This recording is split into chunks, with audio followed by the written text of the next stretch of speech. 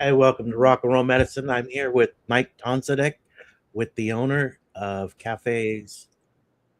It's Concept Cafes, right? You got it. Concept Cafe's coffee. Yeah. I'm wondering why that is going.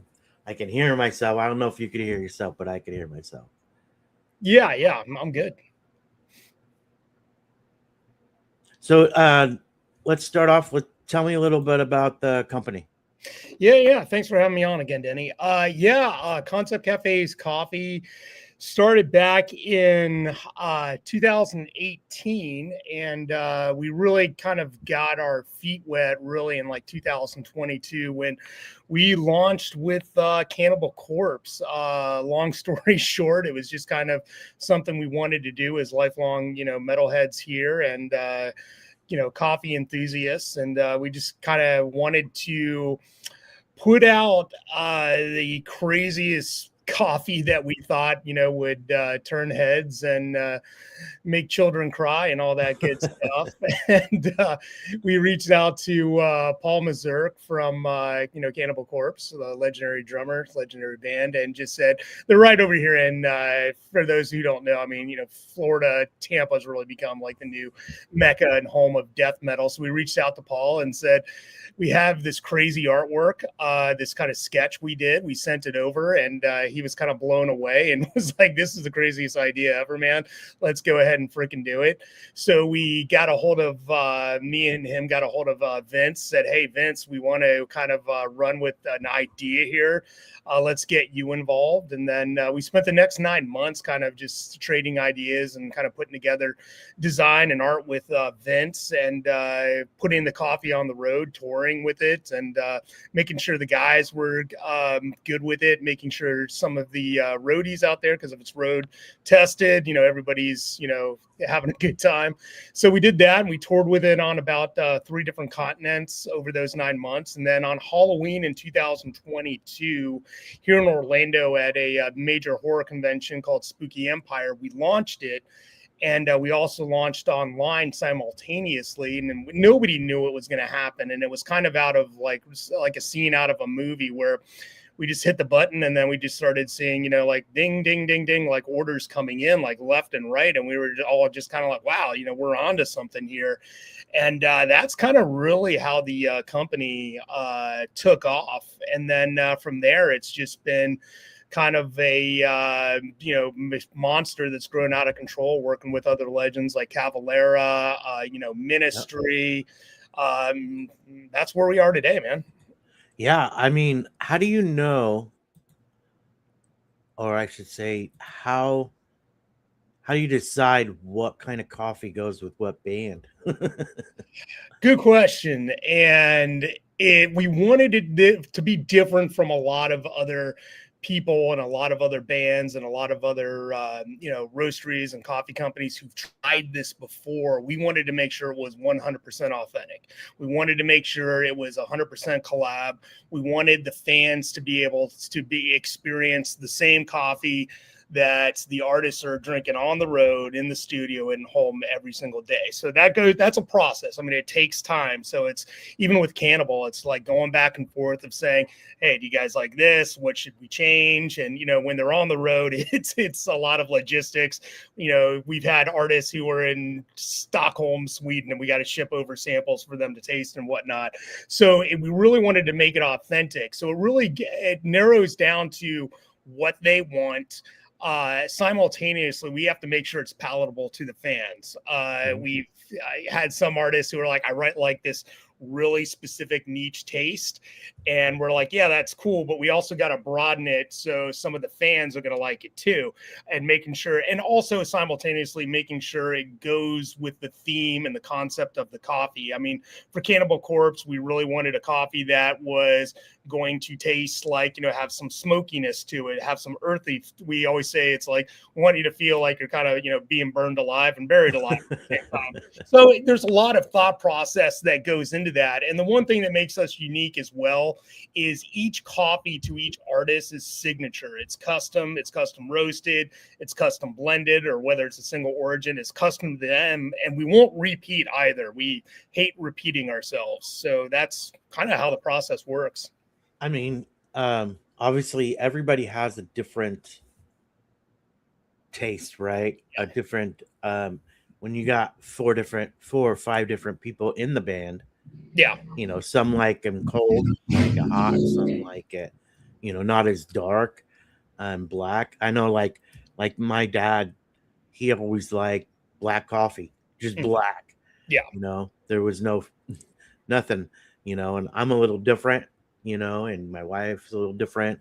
So how does that work? Well, Is it in every band, there's probably at least like one of the guys or two of the guys or girls or whatnot probably don't even drink coffee. They're probably a tea person. Yeah. So we initially like factor them out. And then it gets down to finding that median range. Kind of one of the falsehoods that everybody goes in with. And it's weird because everything people think they know about coffee is 100% complete the opposite. When you say, oh, it's dark roast and black roast, in full city or whatever, and burn beyond recognition, it's oily and whatnot, you really kind of like, that's the worst type of coffee out there is, because essentially all the oils and all the flavor and everything is in that oil that's trapped inside the bean. So the more you burn it, what they call first and second crack, once you get the second crack, all of that's released. And that's why you'll get some beans from the supermarket that are just oily, or you go to Starbucks and it's just like, it tastes really dark. And essentially it's the best analogy, and I'm a vegetarian, but the best analogy I can use for the carnivores out there is it's like a steak. Like literally, the more you burn it, the more you're covering up the piece. Okay, gotcha. A bad piece of meat. So there's a lot of that goes into it, but you want to make sure everybody in the band is happy. But generally, I mean, like the kind of roast we do that is for everyone is generally like a medium to a medium dark roast. And yes, you have to make sure everybody in the band is on board with the same thing. So you're kind of navigating, at least 3 to 4 guys in the band that you want to make sure like everybody enjoys it at the same time. And per what you said, some guys like cream and sugar, some like to add something else to it, some probably put some bourbon in it, so you want to make sure it goes along with everybody. Yeah, for sure. I mean, coffee is seemed to be taking it off as far as like brands for bands. I mean, yeah, alcohol is still probably number one. I don't know. I'm kind of wondering now if it's number one. I think coffee's been taken off like crazy. It seems like everybody's got a coffee. Yeah, we got into one of the reasons we got into this business. I mean, we're not dumb people by any means and dumb luck by any means. We took a look at it, and we're based out of here in Orlando, Florida.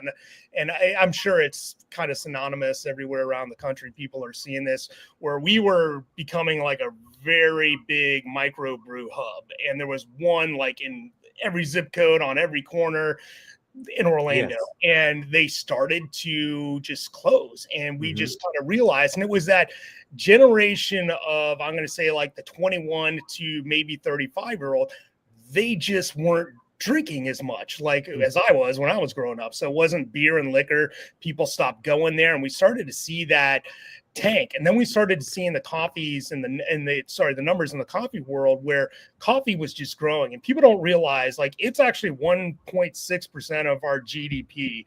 It's a $350 billion industry in the US, and it's growing and growing. Like, here's a number for you.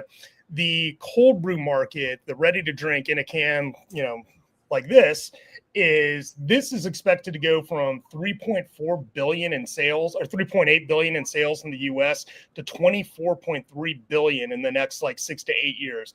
It's crazy. Wow. And even going to Rockville recently in May, where we supported and supplied all the artist areas and the DWP team and backstage and whatnot, walking around, I would guess to say probably 60% of the crowd was not drinking. I was blown away, but there was nobody at the beer line. There was nobody really walking around with liquor and beer. And it was crazy. And I was sitting there talking to, my partner and my wife, and just sitting there going like, this is crazy. And you also kind of notice that with the food as well, where the guy who owned the Greek food truck, which had a complicated, expensive menu, nobody was lined up there. Everybody was lined up with the guy who was selling cheese quesadillas for $15. So it really kind of was like, oh my gosh, this is like people are drinking water and drinking cheese quesadillas, and it's kind of like that younger, new generation demographic. They just find their vices in other ways. Huh? Yeah, I mean. And if it's a younger generation, I'm sure they don't have a whole lot to spend on beer, alcohol, a bunch of food that is not good for you anyway.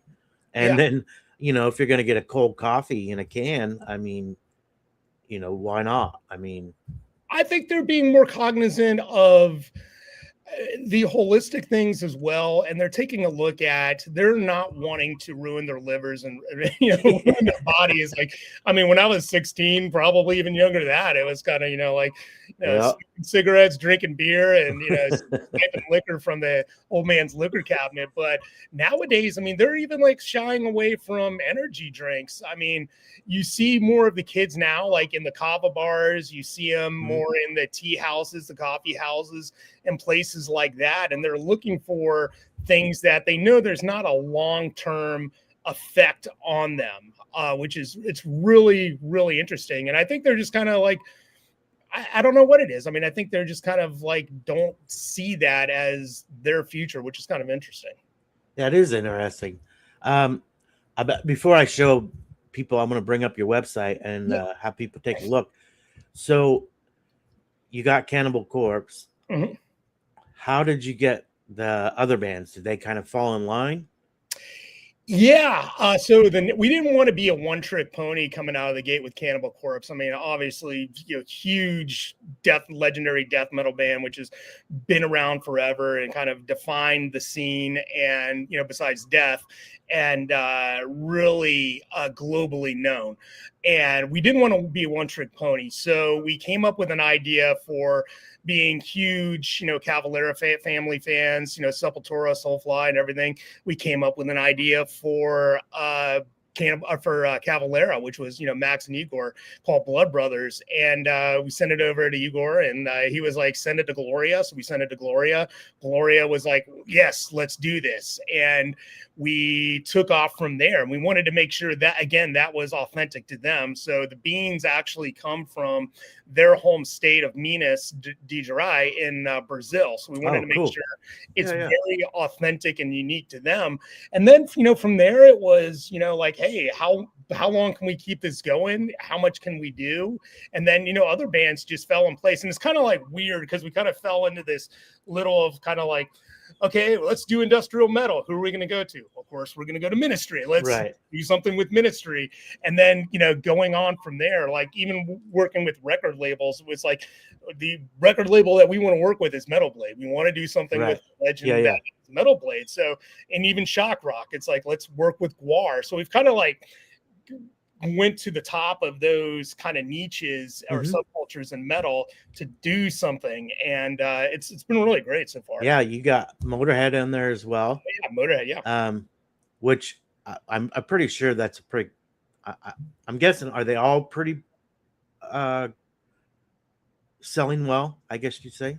Yeah. And it's funny because like here in the States, people don't realize like we are like way down the totem pole on coffee consumption. So if in the average in the US is if somebody drinks 2 or more cups of coffee a day, we're doing good. But you go to places like Australia where 28% of the population is drinking like 3 to 5 cups a day, or in the same thing over in Europe. I mean, if you want to drink coffee, go to Scandinavia. They will drink us under the table. Even like our brothers and sisters of the North in Canada, way more coffee consumption to us.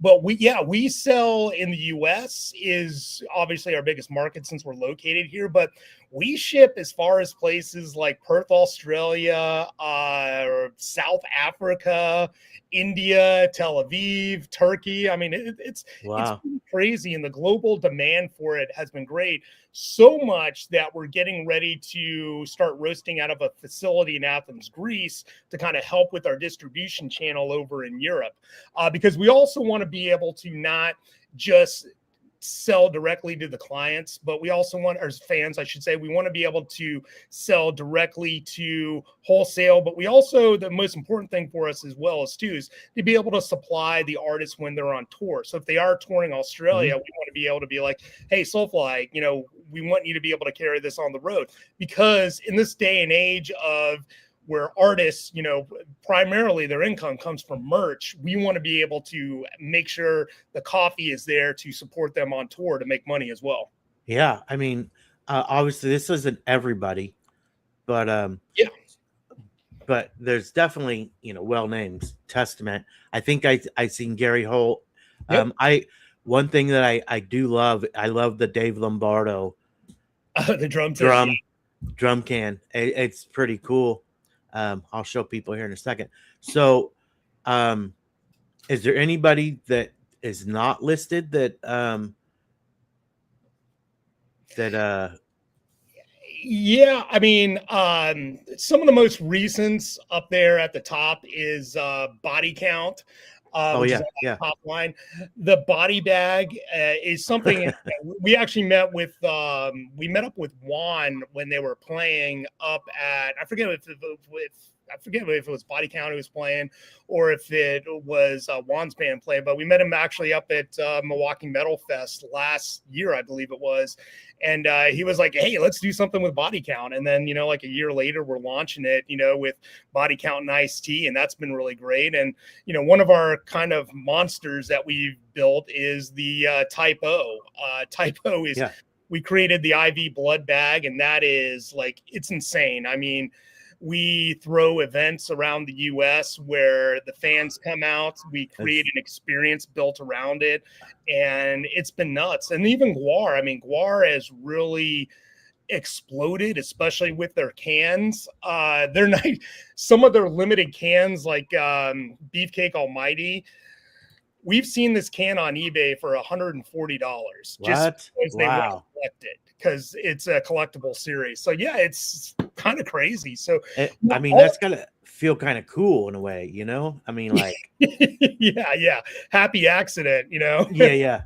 So yeah, and there's just different projects we've taken on here, different ones. But yeah, the Dave Lombardo has been awesome. It's the first one in actually a series, because the idea that we approached Dave with and discussed for a long time was, hey, wouldn't it be cool to be able to build a drum set out of coffee tins, like a custom drum set where you get 2 toms, 2 kicks, a snare and whatnot. And this is the first kind of tom that we came up with, and that's custom. I mean, that is based on Dave's favorite tom that he had, just to get the coloring right, to get the hardware right.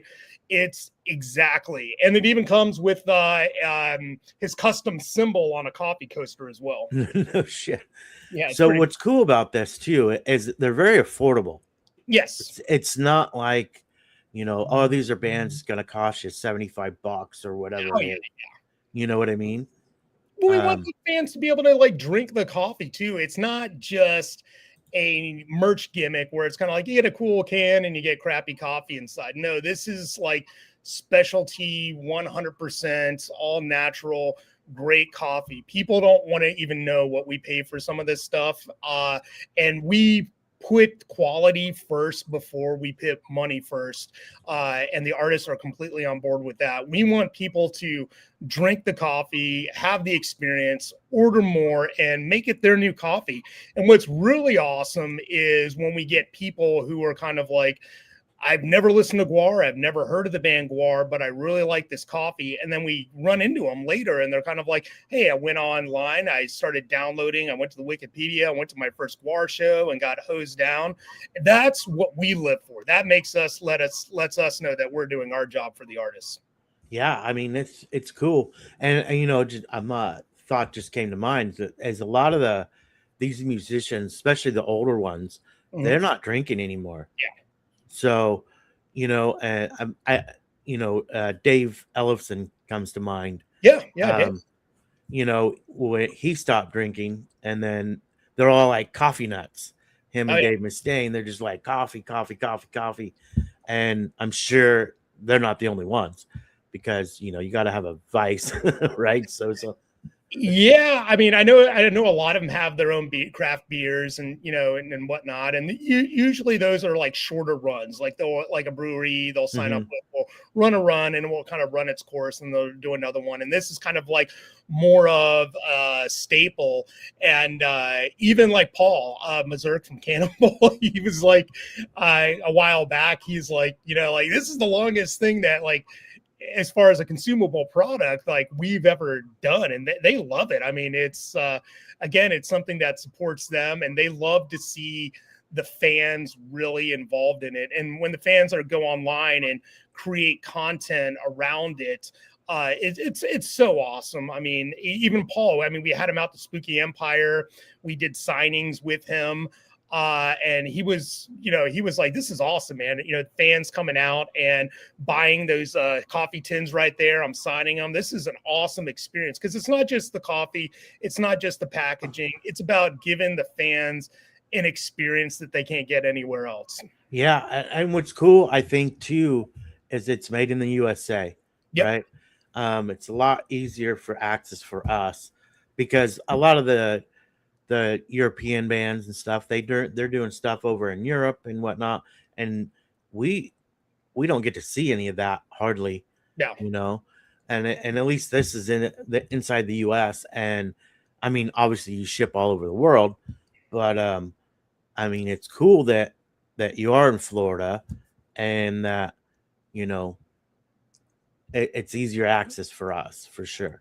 Yeah, and people don't realize this either, that we, unlike a lot of coffee companies out there and a lot of companies who've kind of tried to do this, we are kind of victims of our our own burden, so to speak, where we do every single thing in house. And there's a reason we do that.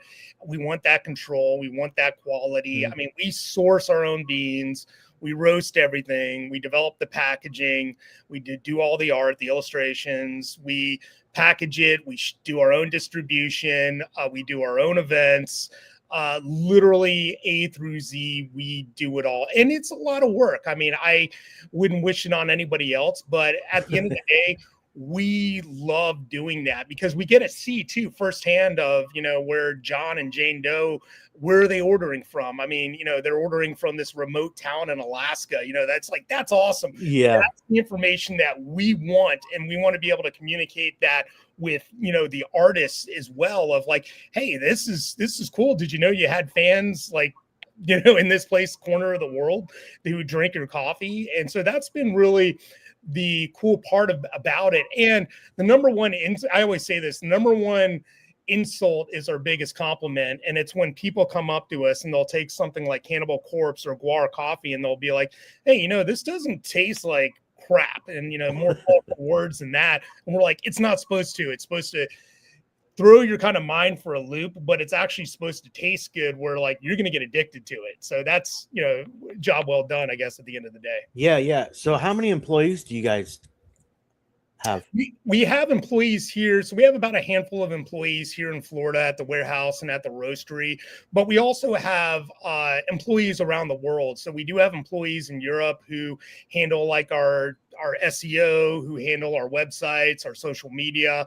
A lot of people don't, and a lot of them are Ukrainians who are actually in a war-torn country. And a lot of the packaging and designs and everything you're looking at right here were designed, illustrated by Ukrainians.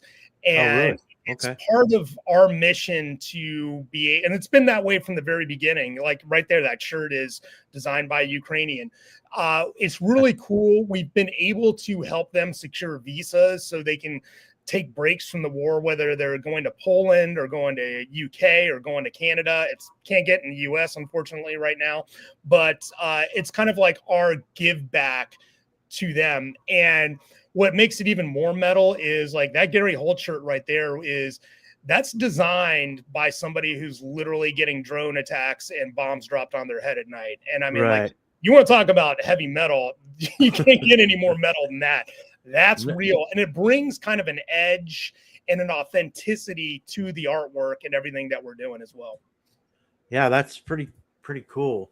And I imagine it's, well, for them it's, I guess, they get a break. I mean, I don't even know how you say that without, Yeah, no, it's more serious than that. It's we're able to provide them an income. And like I said, the most important thing is when we can secure them travel visas, so at least they can come and stay in Canada for like a month and kind of escape where they're at. And it's crazy. I mean, like, we'll get on videos with them and, they're like in the middle of the night and they're like, there's a drone that just blew up a building 2 blocks away. And then, I had to run into a bomb shelter, which is kind of cool. Again, it's part of our mission, part of our give back. And it's been that way since day one. And we have not, hopefully the war ends someday. And I think it's something that has been for years going on now. It's kind of insane that it's still going on, but I think people forget about it. And if we can bring more awareness to that, it's a good feeling for us. So is that basically your mission statement, connecting coffee through people? Is that? Yeah, it's one of our mission statements. We look at the coffee as kind of like this conduit to, it's hard for a lot of artists nowadays to connect with their fans. And I mean, especially at things like festivals. I mean, like, it's hard for a band like Cavalera to just come out in the crowd and start signing autographs, because probably Max is going to get suffocated, by people jumping on top of them because they're in such big demand. So we've really used the coffee as kind of this conduit between them, which is really cool because coffee, I mean, it hits all the senses. I mean, it hits the sense of smell, the taste, the feel, everything. So it's really like this thing. So if we can like pack the music into that it simultaneously, and people are actually ingesting the music, it's kind of cool for us. And as you can see, I mean, like, Paul and Chuck and everybody has been so rad when we put on these events where signings. I mean, the Testament one is one of the funnest things we've ever done, where we actually did a Q&A panel with Testament. When they showed up, there was a line that was like around the block, and they were just like, they're here for the coffee. And we're like, yeah, coffee and vinyl, like, let's do it, man. So it's really trying to bring back that feeling that I had it, as a kid, where it's kind of like, you put on the headphones at night, you're listening to the music, there is no skipping tracks. So you're really getting immersed into that. So the visual that we have is kind of sit down with a, cup of coffee and whatever, other vice you do, and put on some headphones and really just immerse yourself in the music. And that's what we've been trying to accomplish. Connect. Yeah. I mean, I didn't even think about it, but you're right. A lot of people sit down, have a cup of coffee, with whomever, right? And I put on music or whatever they do, and it definitely, because coffee is one of the oldest, that helped with the U.S. I mean, as far as like, it's one of the oldest trading, that and what, salt, I think it is, or something. Yeah, it's salt and tea. I mean, it's 2.25 billion cups of coffee are consumed daily around the world. And that, that's like what, one in every 5th person or whatever ridiculous number that is. And it's crazy. I mean, it's one of the world's greatest traded commodities. And there's a lot of lore behind it, a lot of legend behind it. And it's kind of like teas, like kind of more darker, sinister. I mean, it's even in like some cultures, like for example, with the haunted coffee we do with Katrina Weidman. I mean, even if you read the back, I mean, coffee was christened the devil's drink. I mean, in some, like, even Indonesian cultures and South Pacific cultures, it's used in kind of like rituals. I mean, demonic rituals. It's kind of crazy. So there's kind of a dark side to it as well. Yeah, it's definitely there's all kinds of lore, right? I mean, And that's what's cool is I like how you put that in the back as well. Kind of a little history, if you will, or a story or Yeah. whatever it is. Yeah, and even now, when you're looking at it right now, Katrina, who used to be on the show with Jack Osborne, Portals to Hell. We just were watching an episode and had this crazy idea of, like, hey, they're exploring the most haunted places in the United States. What if we put a coffee there and we try to get the coffee possessed? So after kind of a year of just like thinking about it, we reached out to Katrina and she was on board. She's actually at Incarceration Festival this weekend on Paranormal Prison, where she's actually resting coffee. And what the fans can do is they can order this coffee online and it gets shipped directly from that location to their house. And it comes with a disclaimer of like, hey, we don't know, I don't know if this is haunted. I don't know if it's possessed. We've had people tell us stories. I can't verify them, but it's kind of another cool thing and a cool experience for the fans. Well, yeah, I mean, if people are coming up and actually telling you stories about what's going on with the coffee. We haven't been sued yet. I mean, we haven't gotten to that point of, we're not Ozzy or Judas Priest, but so is there any other ones in the works that you want to like bring up? Yeah, I don't know if I can say the exact names, but we do have a couple arena headliners that are huge that are coming up that have great fan bases, very active fan bases, very fanatical fan bases, which is what we love. I mean, Ice Nine, a band like Ice Nine Kills obviously has a crazy fanatical fan base. They are so into it that we get posts and messages and emails and stories from all over the world of people like, I don't know, doing their own horror movie and stuff with the coffee, which is awesome for us. But we have a couple of those main arena headliners that are coming up. And then we have some cool other artists and other genres that we haven't really done that genre before, which is kind of cool. So anything that's new that we can do, and it's not just music too. We've been kind of crossing over a little bit into skateboarding. We've been crossing over into some more entertainment. Like, for example, I can say that because we already kind of announced it publicly, but we are working on Return of the Living Dead. We are working on the official coffee for that franchise, which is going to be kind of cool because we've kind of decided, but we kind of haven't because it's such a legendary franchise. It's kind of like, do we do Tarman? Do we don't do Tarman? Do we do something else? How do we make it unique and put a new kind of spin on it? So yeah, it's kind of really broadening. I mean, I don't know, is wrestling in our future? I have no idea. It's really kind of up in the air right now. So you guys are pretty much open to anything? Yeah. As long as it makes sense and as long as the concept is the most important thing, that it makes sense, that it's new, it's unique, and that it's not just a one and done. I mean, after almost 4 years with Cannibal, it's still going strong. And we all talked and said like, hey, when this dies out, it's over. But when we get into everything, it's very methodical on like how we don't want something that's going to just have a little spurt and then it's going to fizzle out. We want something that's going to be almost kind of like this EP that goes in somebody's record collection, like a coffee EP that kind of just like, I always use the analogy of like Garage Days, with Metallica. And I'm like, the original Garage Days EP just goes. Yes. I mean, everybody freaking loves it.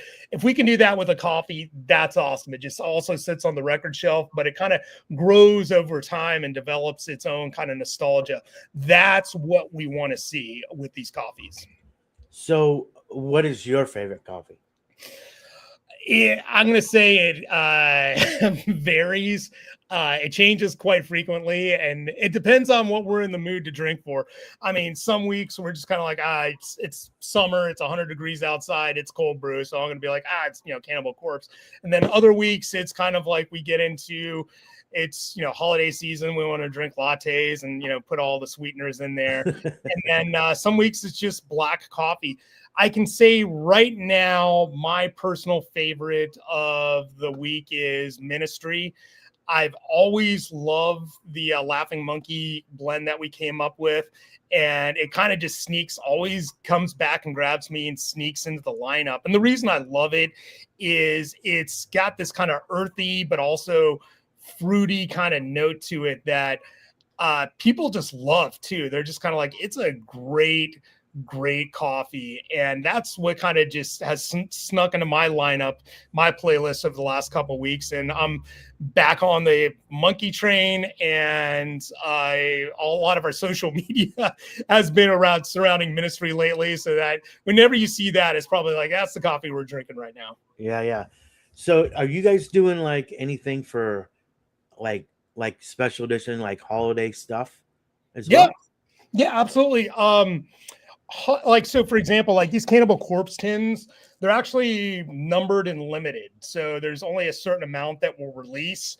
Guar cans, like I said before, they're actually different members of the band, and kind of the plan is to go back through their entire discography, their entire membership, which is 40 plus members, and release that. So you have Brock on there as well? Yeah. Cannibal Corpse, this is the 5th version of this. Once we do this, we'll never release it again. So there's a lot. Testament Tortons, we're probably going to sell them out at some point and just be done with them and move on to something else. So yeah, there's a lot of collectability when people buy this in special limited editions, more so during the holiday months. But yeah, absolutely. And there's a lot of limited swag. Can you give me that Motorhead towel? If there's anyone around here, we do like limited merch. We'll do towels. Like for example, at Download, we just released a Cavalera Espresso AD towel that was only for UK fans and Download. So we'll do a lot of stuff like that because we realize there's a lot of metalhead collectors as well. So for example, like these Motorhead rags, we stole this idea from the motorcycle world. And when we launched at Bike Week, you could literally toss a box of these out in the street and cause a riot. And people frame them, people keep them in their back pockets and just walk around proudly with them. So there's different stuff like that we bring to the table as well. Yeah, I mean, I think you guys hitting festivals, it reminds me of, I don't know if, I'm sure you do, it's like, remember when Rockstar came out with Mayhem Fest? Mm-hmm. So it started out, they would just do other festivals, right? And they just put their name, and then it got bigger and bigger. Is that something you can envision in the future? Something like that? Yeah, absolutely. And I'll be very candid about this. The only thing that is preventing that right now is unfortunately the energy drink companies. And they literally, whether it's Monster, whether it's Red Bull, whether it's even Rockstar Energy, they have a stranglehold, unfortunately, on festivals. And it doesn't matter if it's Sturgis, it doesn't matter if it's a major music festival, it doesn't even matter if it's in places like Europe. The amount of spends that they put out to put their name on a stage is insane. And we're still a growing business. Right. I can't compete with that. And the artists don't really want to compete with that as well. What makes us completely 100% different from them is you're still holding a Monster Energy in your hand. You're still holding a Red Bull, and you're not holding the can of the artist that is playing up on stage. Right. As you notice, there isn't concept cafes on here. There is nothing of our branding on there. There's not our logo on anything. Our goal is to get the artists inside the festival so they can sell their products as well. We want to be able to put the money back into supporting the artists. And we want the fans to know that too. Like when you buy a can of this, Cannibal Corpse is getting paid for this. It's not they got paid a big sponsorship or endorsement check up front to be with Monster Energy. No, they actually get paid for this right here.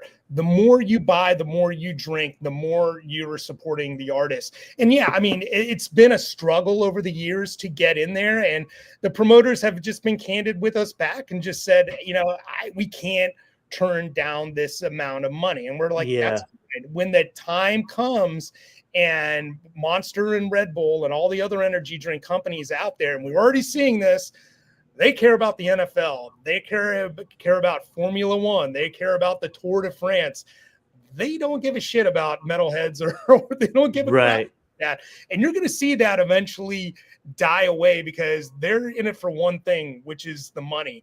And our envision is like, we're in it for the fans. We're in it for the artists and the fan experience. We started a mantra earlier this year that we just said fans first, artists first. And if we can do that and build a community around that, that's what we want to do. We're never going to do this and just say, like, hey, we're just a huge conglomerate putting out a, crappy product and just squeezing as much money out of it as we can. I've always said, like, when you start to go down that path, everything just starts, the fans can see right through it.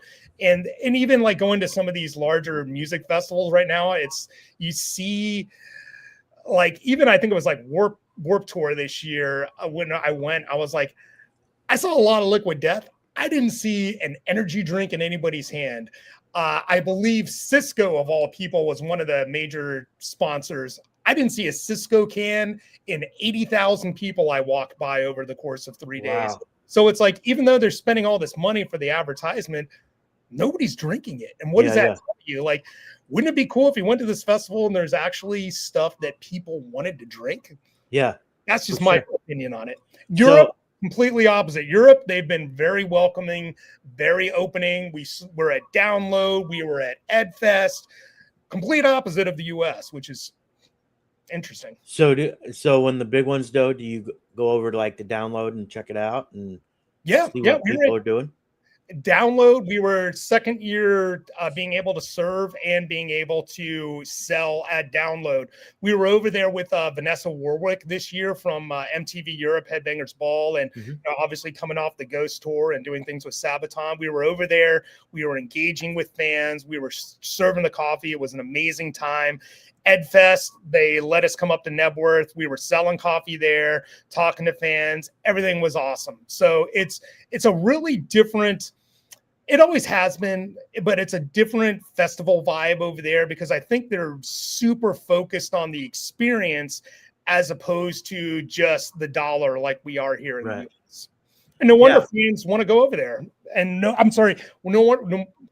you'll see an artist go over there, and when they're doing like 1 or 2 festivals here in the States, they're doing 10 to 15 over in Europe. Right. Yeah. You completely understand the reasoning why. Yeah. Yeah. And I think this is very cool. I think, I've always been curious, because you got your beers and then now you got the coffees. I have no idea what's next. Are you guys branching out other than coffee or just sticking with coffee? We've thought about tea because coffee and tea go very synonymous with each other in the aspect of preparation, shelf stable, and being able to sell. I mean, they're both dry good commodities.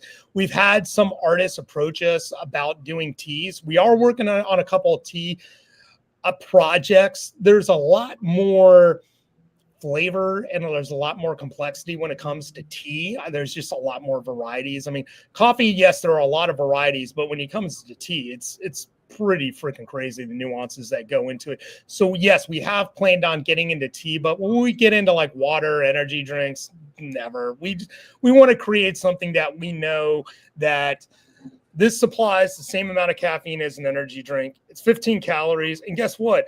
It will help your liver as opposed to probably someday. So we take a lot of pride in doing that and sticking to what we know and to what we know best. So, I mean, and again, when you're talking about there's 2 billion fans out there to get a can in their hand, it's enough work for, the next, 100 lifetimes. Yeah. It's that whole model, right? KISS, keep it simple, stupid. You got, coffee, we do a coffee, and then we might do tea. We don't need to do all these other, brands that that may or may not sell, right? I can tell you, and one of the reasons the artists love the coffees is you don't have to go out and recreate the merch line every other month. Because when it comes to that, especially in t-shirts and everything else, okay, new album out, new touring cycle. What's the artwork look like? We got to recreate it. And you see bands doing that on a monthly basis and having to hire full-time artists and designers to be on staff to do that. Whereas this is going to sell. The same person's going to order this. If this is on a t-shirt, it's like a one and done. Nobody's going to ever buy this again, or unless they're gifting it to somebody or it gets, shredded up by a line or something. But they could buy this for the next 4 years, every single month. And the artists love that because it's not reinventing the wheel. And we have fans who spend upwards of sometimes more than they spend on the grocery on the coffees, and then over a year sometimes $1,000 to $2,000 on the different artist coffees. And guess what, we're not having to reinvent it. It's the same coffee. We may switch up the packaging every now and then, but the artists love that because it's a continuous thing without having to recreate the wheel. And when we build the concepts, we specifically and strategically design them so they can carry on for the next 10 years. Like Motorhead, it can carry on for the next 30 years without having to reinvent the wheel. So are these beans already grounded, or are they beans? We do whole bean, and what makes us different is actually we offer about 5 or 4 different grinding options online because we kind of realize it, and there's no method to the madness. Some days everybody wants a coarse grind. Some weeks it's drip. Some days it's espresso, and it really depends on it. But we said, why are we just going to offer whole beans and drip like everybody else? It's a grinder setting to do espresso or percolator or coarse or everything else. So we'll custom grind to whatever some fan wants. Maybe they order 10 different coffees, want it ground 10 different ways. We'll do it. Yeah. I'm thinking, I wonder if my in-laws would like a Cannibal Corpse or, a typo negative, it is one of those. The best thing to bring to Thanksgiving dinner or Christmas lunch or whatever. We always say that we're like the body bag. Somebody ordering this for their grandma, for Thanksgiving dinner. It is kind of pretty funny.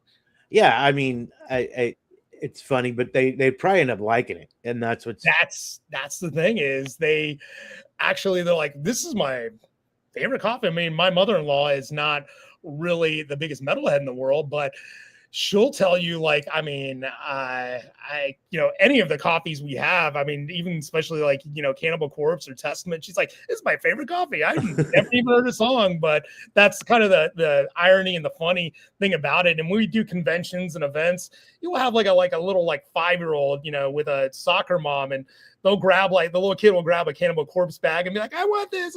And it's hilarious. We love it. Yeah, that's awesome. I mean, you can reach the old and the new. And that's cool. And like you said, it's bringing people together, right? It doesn't matter how old you are or if you like the music or not. It's all about the brand, right? It's all about the coffee. In this day and age, with a bunch of 20-year-olds walking around in the vintage tee, which is crazy. I mean, they're wearing Affliction shirts, but they're also wearing like Typo shirts and walking around. And we'll walk up to people like a 20-year-old in a Typo negative shirt, and we'll like hold out the bag of coffee, and they're like, what the hell is that? And I'm like, it's on the shirt.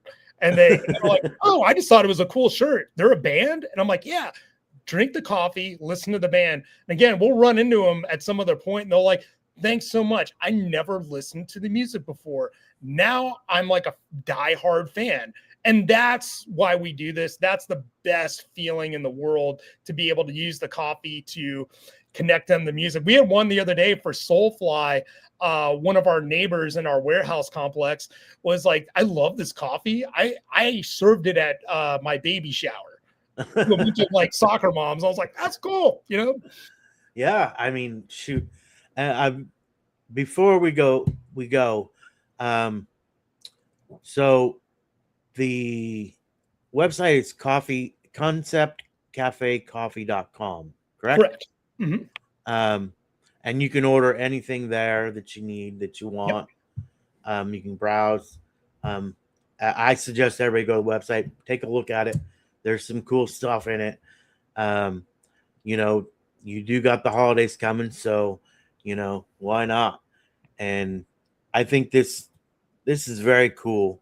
Um, I mean, I like it a lot. I don't know if because I'm not a huge coffee drinker, but I just the visuals. I love the visuals, and it's It'll surprise you. I mean, like I said, I mean, we're using like top tier specialty grade coffee. So when people, I mean, I came from a background before I got into this, which was, Starbucks, Dunkin' Donuts, yeah, Wawa, yeah, in the world, and I thought I knew a thing or two about it, but when you start drinking this, you're just kind of like, you are kind of blown away. I mean, like you feel like you're in an Anthony Bourdain episode. So it is really mind boggling. And the difference too, which is really interesting, between when you're going from your gas station coffee to specialty grade coffee, which is what we deal in, you're really only going up marginally in price. But the difference is kind of like you're going from like, I don't know, like a Hyundai Sonata to like a, $100,000 Corvette. I mean, there is a major difference that people notice for when you're spending a little bit more money. You're getting a huge difference in quality, which is really interesting. And then also when people go to the website and sign up, they're also getting promos, discounts. They're getting, we always say subscribe and you will know first. So if the new coffee's coming out, we're going to let you know before everybody else gobbles it up.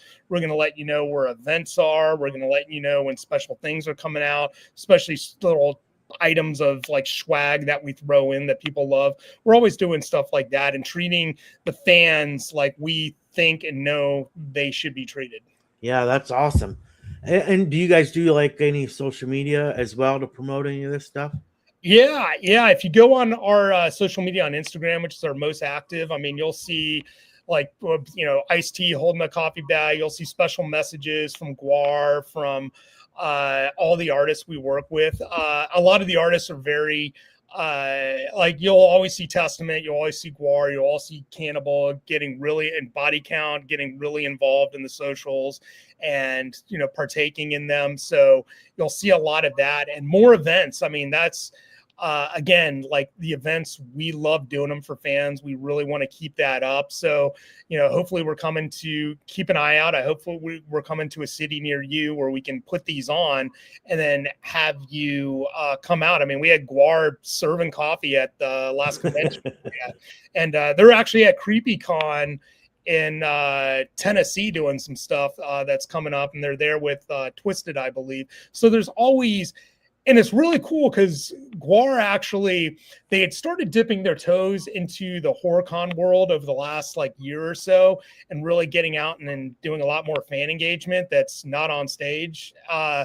And they came to Spooky Empire this summer in May, and they actually were the biggest draw, more so than like Robert Englund, more so than really. It was crazy. And people were going rabid over these cans, and they were selling these for $9, and people were trying to bribe us when we ran out.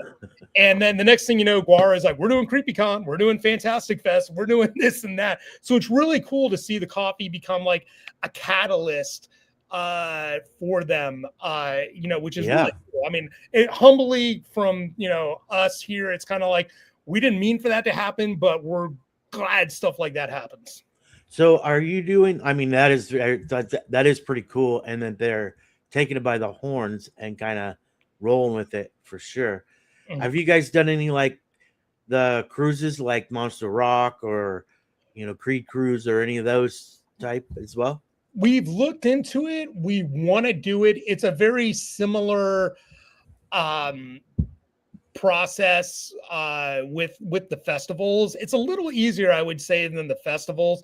The only thing is like a lot of, whether it's Carnival, whether it's whoever the cruise line is, so for example, we had to go in and convince the resort and the convention center, like, hey, you guys need to buy the product and be able to sell it to the fans. So it's a negotiation right there. We would love to get something like this on an actual cruise line where it's like, hey, we're delivering pallets of this because we know, but it's really getting the artists are on board. It's really now of getting the promoters on board and getting them to think about the fan experience instead of, the almighty dollar, which unfortunately controls everything. So really getting them to think of like, if you create the fan experience, the fans will have no problem spending their money for something they want. Yeah, absolutely.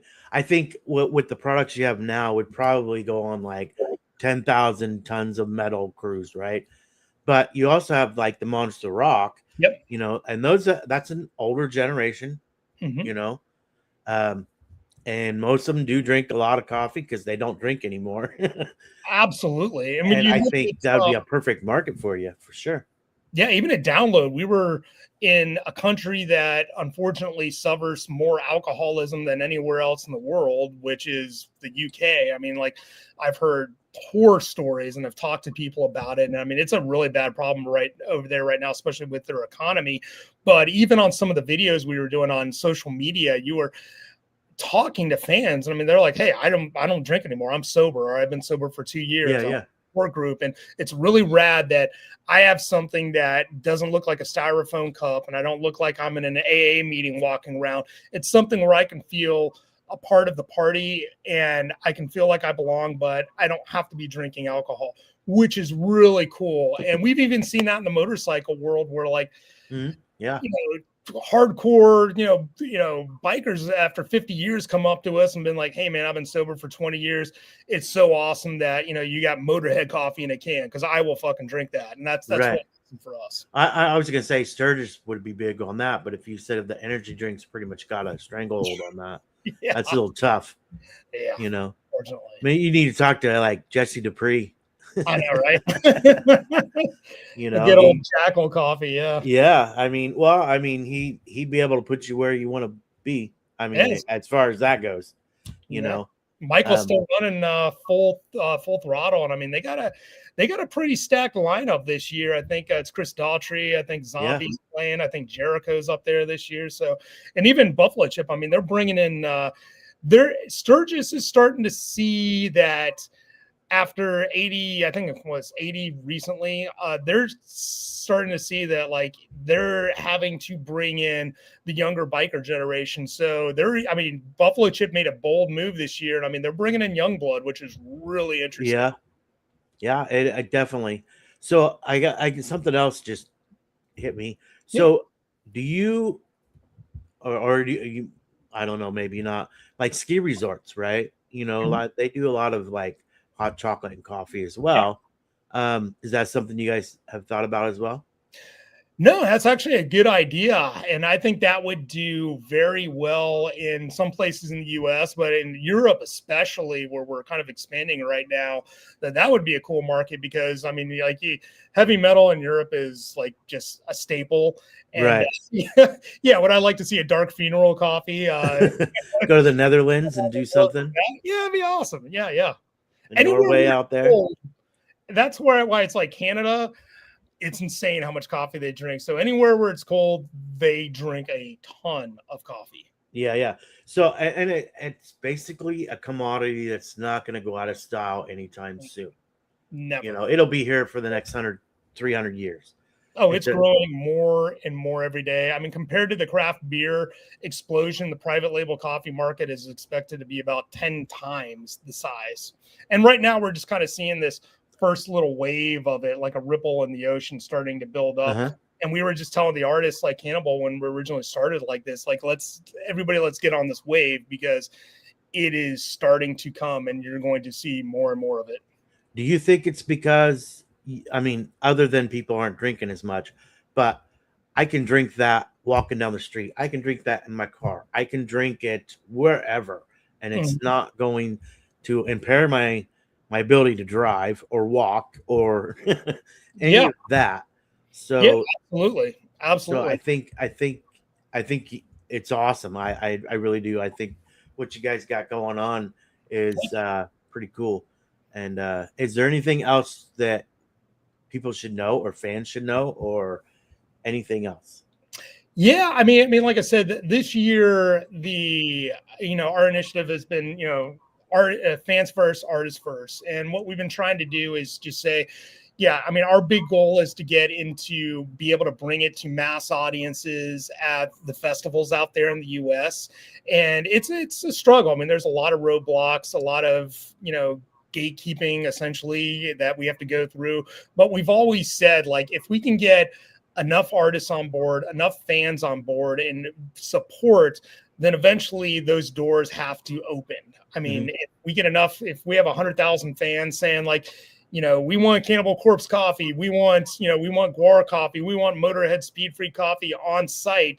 This is awesome. Let us in. If we can get that voice big enough that we can get through get through those gates. And the other thing too is, like, again, I mean, supporting the artists. A lot of this, people don't realize, was born out of an article that Sabaton did years ago in the press, where they were saying this is ridiculous. Like, we can't make money with touring costs and venue costs and Ticketmaster these days. Yep. And when merch is sometimes the cuts, I mean, they don't even want to sell merch at certain venues because it's like 80%. It's insane. That much, really?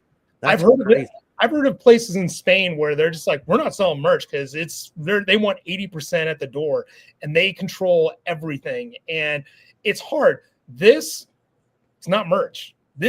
Like, you are supporting these artists by doing this. And we offer some of the healthiest deals in merch, over merch, and in merch that are out there. So it really came on. And we really started thinking about that when Sabaton really came out, and we're just very open about that. And we're like, let's help create a product that also serves the artist. Yeah. I mean, are we going to the Motorhead camp? I mean, are we going to ever compete with a traditional black and white t-shirt? No. But hey, if we can help cover fuel costs on the road, if we can help pay somebody's mortgage for a month, if we can help make their car payment, awesome. That's all we want to do at the end of the day. And the more of that we can do, the better. We're not going to, we're not going to sell out 100,000. We're not going to be a Metallica selling out 100,000 arena. But if we can help be a part of that machine and do a little something and let the artists know that the fans are doing a little something to support them, that's all we want. Yeah, that's awesome. I think, like I said, I think it's a great product. I think, like you said, it's going to help them as much as it helps you. And, so do they carry their own to the venues? Like, do it get shipped to the band and then they take it out to their merch? We've become masters at shipping coffee all over the world and making sure, like, especially Testaments. We've had like, hey, we ran out. We need a overnight, few boxes of coffee dropped off at this, at the Hard Rock in Vegas or something like that. So yes, Europe. Here, we've even done South America conventions. Even Dave, like Lombardo up in Canada, shot him up a shipment. So yes, and when they are on the road, we are very helpful in that. Like, generally, like, we want them to make as much money as possible on the road. So generally it kind of slides in their favor, where we're just kind of like, hey guys, we really just want to cover our costs, but we want you to make as much money as you can to keep doing what you're doing while you're on the road. So we do a lot of support in regards to that.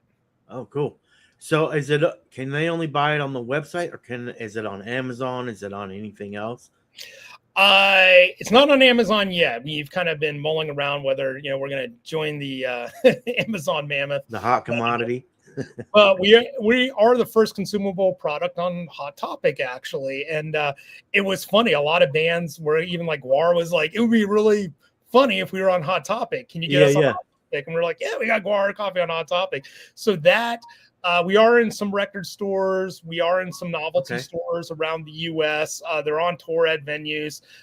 We are in some stores over in Europe and planning on doing that because we also want people to save money on shipping. So it's kind of very important. The more record stores, the more local places that have it and are selling these. We just signed on with a coffee house in St. Louis, Missouri, who wanted to have something different. So it's like, yeah, the more you shout out, the more the fans shout out these local places, the more happier we are to make sure they get the products in their hands to have there. Yeah. So the people watching this and that will watch this, reach out to your record stores, right? Mhm. About your record stores. Obviously, if I go to Hot Topic today, is it going to be in there? Yeah. Hot Topic's got There you go. at least 5 or 6, 7, 8 products in there right now, and that's constantly growing. They've seen that it's performing really well, and like even Typo Negative, like they're a merch machine when it comes to Uh-huh. Typo Negative merch, and even it was like really surprising when they saw the coffee like going so well. They were just kind of like, wow, that's kind of cool. And we're like, yeah, we're telling you, it's there's a lot of promise here. So yeah, like you said, the more, how cool is it to, like, if you're in the record store walking around for an hour drinking a coffee Yeah, from yeah. an artist? That's what we want to drink. And the more, again, that the record stores get involved, the more the venues get involved, the more that we can do things like we can bring artist signings, we can bring Testament to your record store, we can bring Guar and Hose You Down in Blood at your local record store. We can do things like that. More Typo Negative events, special events. We can do more stuff like that. The more the fans get involved. Yeah, that's awesome. That's awesome. I want to thank you so much, Mike, for your time. Thank you. Learned a lot more than I knew before about coffee. But it's cool that you've got a niche, and we'll be definitely looking out and seeing what you got in the future, because I'm curious for sure. Yeah, there's a big one. Like I said, there's a big arena headliner coming out, and the promotional, the fan interaction behind that one that we're coming up with the band is going to be super cool, and it's going to blow.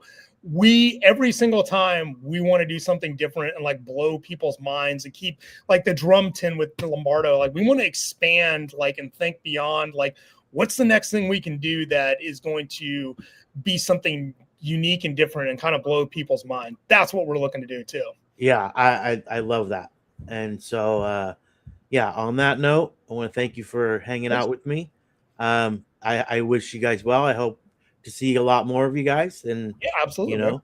if I'm ever at a festival, I'll come say hi. Definitely, man. Sure. All right. Get it. Thank you. All right. Thanks, Denny. Bye-bye. Bye.